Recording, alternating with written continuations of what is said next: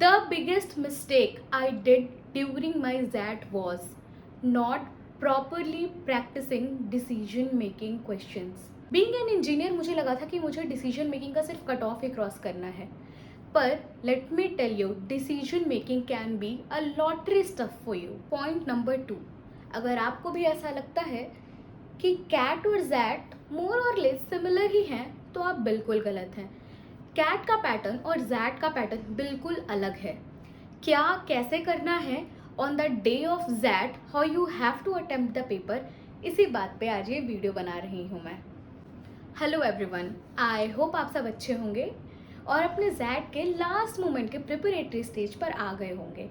2-3 चीज़ें जो सबसे पहले मैं आपको क्लियर कर देना चाहती हूँ इस वीडियो के शुरू होने से पहले. सबसे पहले, XAT is not a 2 hour paper. XAT 2 parts में होता है. First is the arithmetic VARC decision making वाला पार्ट, जो 175 मिनट्स यानी कि 175 मिनट का होता है. इसमें हमारी मैथमेटिकल नॉलेज, हमारा इंग्लिश, हमारा डाटा इंटरप्रिटेशन और most important thing decision making जज की जाती है. दूसरा part which is not taken into consideration while calculating your percentile. Yes, it is true. बहुत रेयर अमंग रेयरेस्ट ऐसी सिचुएशन होती है जब 2 लोगों के स्कोर सेम हो रहे हैं, पता नहीं चल पा रहा कि किसको कौन सी रैंक, कौन सी परसेंटाइल देनी चाहिए, तब आपका GK और ऐसे राइटिंग कंसीडर होता है. लेकिन क्या सारे कॉलेजेस जिसमें जैट के थ्रू एडमिशन होता है वो सब GK और ऐसे को वैल्यूएबल मानते हैं? Let me clear another myth. XAT का GK और ऐसे सेक्शन सिर्फ the top most college XLRI के लिए वैलिड है. If you want to take admission in XIMB और एनी अदर कॉलेज जो जैट का स्कोर एक्सेप्ट करते हैं, उसका फर्स्ट सेक्शन ही डिपेंडेंट होता है. परसेंटाइल मेकिंग में जो सेक्शन डिपेंडेंट होता है आपको वहाँ का कॉल देने के लिए. Second difference between CAT and XAT is their marking scheme. CAT में हमको मिलता है +3 -1, जबकि जैट का स्कोर किस तरह से है? +1 -0.25. If you will leave 8 questions unattempted, उससे ज़्यादा होते ही आपका 0.1 नेगेटिव मार्क और मिलेगा. यहाँ पर कैंडिडेट्स को थोड़ी सी कन्फ्यूजन होती है, लगातार नहीं छोड़ना है या पूरा मिला के नहीं छोड़ना है. Let me make it very clear for you.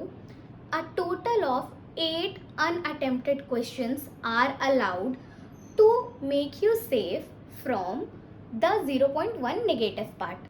अब on the day of examination what you have to take along with you, सबसे पहली बात तो ये कि दोनों सेक्शन साइमल्टेनियसली होते हैं, कोई बायो ब्रेक्स नहीं मिलती हैं आपको.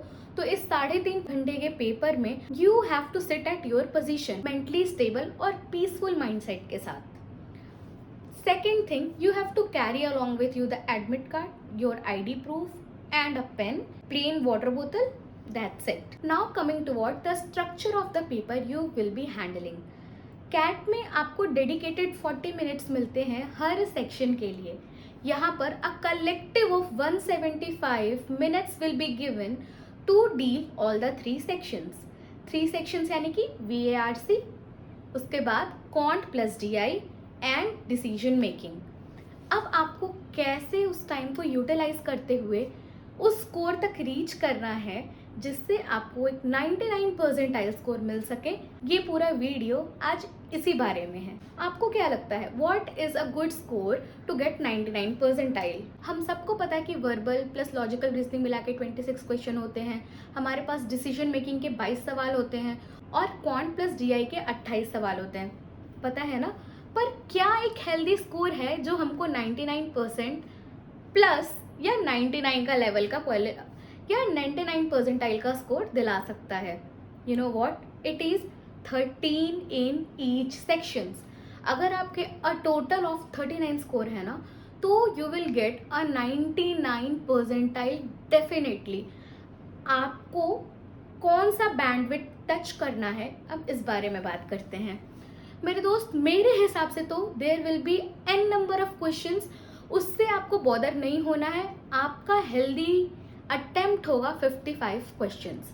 This is the minimum attempt जिसमें आप टारगेट करेंगे 40 to 45 बिल्कुल करेक्ट हों. सेकेंड टिप, क्या 13 ही स्कोर काम करेगा? नहीं, अगर आप इंजीनियर हो लाइक मी तो हमको पता होता है थोड़ा सा क्वांट हमारा स्ट्रेंथ है। डिसीजन मेकिंग सेक्शन का कट ऑफ इज 6 to 7 मोर और लेस, यही होता है 6-7 नंबर। तो हमारा टारगेट शिफ्ट भी हो सकता है। अगर हमें क्वांट अच्छे से कर पा रहे हैं तो हो सकता है हम 20 नंबर क्वांट में लाए, ताकि डिसीजन मेकिंग वाला पोर्शन प्रोपोर्शनेटली हम उसमें ज़्यादा स्कोर करके बैलेंस कर सके। अगर हमारा VARC अच्छा है तो हम चाहेंगे कि हम 20 नंबर उधर ले आएँ, ताकि अगर डिसीजन मेकिंग में हम बस कट ऑफ क्रॉस कर पा रहे हैं ना तो भी काम बन जाए। अब देखिए, मोर और लेस कैट की तैयारी के लेवल का क्वांट और VARC और DILR आपने कर लिया है, तो उसके हिसाब से आप डील तो कर लोगे, लेकिन पैटर्न क्या होते हैं क्वेश्चंस के, इस बारे में बात करते हैं। सबसे पहला सवाल, वार्क कैसा आता है। हमारे पास 3 RC के पैसेजेस होते हैं और एक पोएम होता है। कई लोग ना एक स्टैगर्ड स्ट्रैटेजी अपनाते हैं, मतलब वो अटेम्प्ट करते हैं एक RC का सवाल, फिर जंप कर गए, थोड़ा सा कॉन्ट बना लिया, एक DI का सेट सॉल्व कर लिया, उसके बाद बैक टू क्वेश्चन। पर आई बिलीव मेरे लिए ये स्ट्रैटेजी काम नहीं करती। मैं डेडिकेटली वो टाइम अपने टाइम स्लॉट्स को बांटने के बाद एक एक सेक्शंस को देना चाहती हूँ। ये मेरी स्ट्रैटेजी थी। आपको ऐसा लग रहा है कि अगर आपकी स्टैगर्ड स्ट्रैटेजी है तो प्लीज़ उस स्ट्रैटेजी से 1-2 मॉक दे के देख लीजिएगा, ताकि आप भी कॉन्फिडेंट हो जाएं। अदरवाइज जिस तरह से हमने कैट अटेम्प्ट किया था टाइम स्लॉट्स में बांट कर, उसी तरह से करेंगे। चलिए अब बात करते हैं how you have to divide your paper in time slots.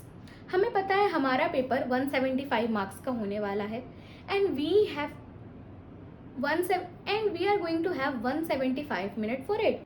तो हमारी स्ट्रैटेजी ऐसी होनी चाहिए कि हमारा कोई भी सवाल 3 से 3.5 मिनट से ज़्यादा ना ले, चाहे वो कोई भी सेक्शन हो। यानी पहले 35 मिनट में आपके 10 सवाल तो निकलने ही चाहिए।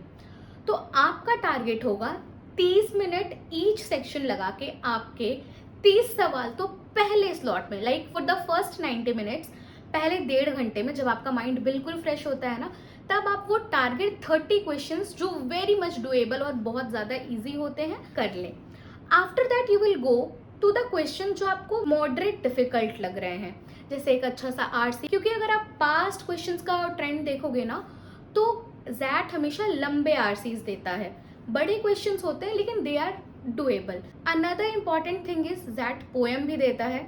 If you have practice over poem like in these days, please attempt कीजिएगा poem. Otherwise if you are student like me, aspirant like me, मैं पोएम को लास्ट के लिए छोड़ देती थी कि मुझे ऐसा लगता था थोड़ा कन्फ्यूजन हो रहा है मुझे ऑप्शंस में, तो पोएम लास्ट में करेंगे। दो और चीज़ जो वर्बल सेक्शन में आ सकती है वो है critical reasoning as well as sentence correction, जिसमें बेसिकली ग्रामर बेस्ड होती हैं चीज़ें।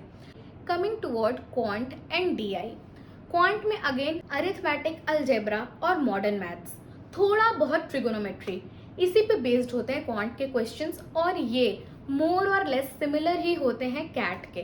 कोई बहुत इजी नहीं हो जाता है जैट स्नैप के जैसा। तो आपको अगर कैट के क्वेश्चंस की अच्छे से प्रैक्टिस है तो आप ये भी कर लेंगे। DI सेट्स जो जैट देता है that is more toward your thinking. DI sets बड़े हो सकते हैं लेकिन वो डुएबल होते हैं, स्पाइडर चार्ट होते हैं, थोड़े कैलकुलेटिव होते हैं। लॉजिक लगा के पेशेंटफुली अटेम्प्ट लोगे तो आप उसको सही से निकाल पाओगे। ग्राफ्स आर ऑल्सो देयर जो बहुत लेंदी होते हैं, लेकिन ट्रस्ट में they are doable. Third and the most important thing, decision making. Decision making में कैसे निर्णय लेने हैं कि हम ज़्यादा से ज़्यादा पॉजिटिव स्कोर कर सकें। अगर आपने अभी तक प्रीवियस ईयर्स के डिसीजन मेकिंग के क्वेश्चंस नहीं बनाए हैं तो प्लीज़ उन्हें जाकर के अटेम्प्ट लीजिए। देखिए बेसिकली 4-5 कंडीशंस ही होते हैं, या तो हमको ऑपरेशंस बेस्ड डिसीजन लेने होते हैं, या फाइनेंशियल, मार्केटिंग, बिजनेस, थोड़ा सा एथिक्स, कई बार साइकोमेट्रिक क्वेश्चंस भी आते हैं जिससे वो आपकी पर्सनैलिटी जज करने की कोशिश करता है। तो आप जो भी डिसीजन लेंगे सबसे पहले तो क्या कहना चाह रहा है सवाल, इस पे फोकस करोगे। Who is saying, what he or she is saying and how it will run, कौन क्या कह रहा है और क्या इसके परिणाम हो सकते हैं, आपको इस पर ध्यान देना है और इसी के बेसिस पर आपको निर्णय लेना है। ज़्यादा ओवरथिंक करोगे सवाल तो हो सकता है गलत अप्रोच चला जाए। आप अपनी एथिक्स इंक्लूड कर रहे हो पर आपको लग रहा है वहाँ पे फाइनेंशियल क्राइसिस हो सकती है, तो आपको पहले फाइनेंशियल क्राइसिस पे फोकस करना है। सवाल जैसे मॉडिफाई होएगा आप अपने आंसर्स को उसी प्रकार से रखोगे। आपके पास टाइम स्लॉट होता है, अगर आप अच्छे से उस टाइम को यूटिलाइज करो ना तो 39 स्कोर करना इज़ नॉट बिग डील। अब ये एक प्रो टिप है, मैंने देखा है अक्सर, ये प्रॉब्लम मेरे साथ भी हुई थी। जब मुझे एक साथ 175 मिनट्स दिखते हैं ना, तो मैं थोड़ा स्लो स्टार्ट करती हूँ। आपने ये गलती नहीं करनी है। वो 175 मिनट्स आपके कलेक्टिव क्वेश्चंस के लिए हैं। आप हमेशा घड़ी पे नज़र रखते हुए अपना टाइम डिस्ट्रीब्यूट करके क्वेश्चंस के अटेम्प्ट लेंगे। Now talking about the part B, जो है 25 मिनट का section of GK and essay. मेरा एडवाइस है, जीके के लिए आप 8 to 10 मिनट डेडिकेट करेंगे और अपने एसे के लिए 12 to 15 मिनट का डेडिकेशन होगा आपका। GK is actually non negative section, तो अगर आपको लग भी रहा है थोड़ा बहुत तुक्का, तो आप उसको लगाने की कोशिश करेंगे। But let me tell you, कौन सी ऐसी टॉपिक्स हैं जो जीके के तहत आपको डील करनी है। आपके पास अभी भी हफ्ते भर का समय है, आप आराम से लीजिए और उसमें इन टॉपिक को एट लीस्ट पॉलिश कर लीजिए। भले ही ये आपके परसेंटाइल में कंट्रीब्यूट नहीं करते, लेकिन ठीक है, आपने कैट दे दिया, स्नैप दे दिया, आपकी प्रैक्टिस ऑलरेडी अरिथमेटिक की तरफ, आपके एनालिटिक वीएआरसी की तरफ हो चुकी है। थोड़ा सा समय दे करके आप अपने आप को एक सेफ साइड में रख सकते हैं। आपको डील करना है बुक्स एंड ऑथर से। सबसे इम्पोर्टेंट है करंट अफेयर्स। 6 महीने के करंट अफेयर्स देख जाइए, बोथ नेशनल एंड इंटरनेशनल। उसके अलावा कंपनीज के लोगो हो गए, अवार्ड एंड ऑनर्स हो गए, इन चीज़ों को भी आप ध्यान में रखेंगे। बिजनेस की अगर मैं बात करूं, क्या फिस्कल पॉलिसी या मॉनेटरी पॉलिसीज में चेंज हुई है, ये भी आप देख लेंगे। कंट्री, कैपिटल एंड करेंसी आप देखेंगे। ग्लोबल समिट आप देखेंगे, क्या आने वाले समय में, अभी हमारे देश ने G20 करवाया। सारी इंसिडेंसेस एक बार मद्देनजर रखते हुए अपनी प्रिपरेशन करेंगे। बात करती हूँ ऐसे की, तो देखिए जीके में तो सॉर्टेड है ना, आपको कोई सॉल्व नहीं करना। अगर आपको आता है तो आता है, आप बना ही लेंगे। इसलिए it's my sincere request, 10 minute के अंदर 8 से 10 मिनट वाले टाइम में सारे जीके के क्वेश्चंस अटेम्प्ट करेंगे आप। Now you have to dedicate 15 to 17-18 minutes toward your essay writing portion. ऐसे बहुत नॉर्मल टॉपिक होएगा, जैसे कुछ लीडरशिप से एसोसिएटेड एब्स्ट्रैक्ट टॉपिक होंगे बेसिकली, जहाँ पे आपको टाइप करना है आपका essay. How you will be framing your words. सबसे पहले इंट्रोडक्शन वाला पार्ट आएगा। इंट्रोडक्शन यानी आप अपना माइंड सेट, अपना अप्रोच उस इंट्रोडक्शन वाले सेक्शन में बता देंगे। Second thing is the body. Body में आप अपना इनोवेशन, अपनी क्रिएटिविटी, कुछ रियल लाइफ एग्जाम्पल्स, ये चीज़ें इंक्लूड करने की कोशिश करेंगे और उसको एक पॉजिटिव अप्रोच, एक पॉजिटिव शेप देने की कोशिश करेंगे। आपका मोस्ट इम्पॉर्टेंट पार्ट है कंक्लूजन। कंक्लूजन में जो कुछ भी आपने अपना ब्रॉडर अप्रोच, अपना इनोवेशन, अपना एटीट्यूड अभी तक इंट्रोडक्शन और बॉडी में दिखाया है, उसको एक कॉमन रिजल्ट पर लाकर आपको कंक्लूड करना है। माइंड यू, आप कंक्लूजन लेस ऐसे नहीं छोड़ेंगे। यहाँ पर मेरी एक फ्रेंड ने बहुत अजीब दिक्कत की थी। She chose the second topic but she actually wrote the whole essay in the first bracket. Mind you, दोनों ऐसे टॉपिक्स की स्क्रीन अलग अलग होंगी, आपको इस बात पर ध्यान देना है। आज के लिए फ़िलहाल इतना ही। मेरे टेलीग्राम ग्रुप के लिंक ऑलरेडी इस वीडियो के डिस्क्रिप्शन में मैंने शेयर कर दी है, आप वहाँ से मुझे फॉलो कर सकते हो। किसी भी जानकारी के लिए मुझे मेल कर सकते हो। All the best for that.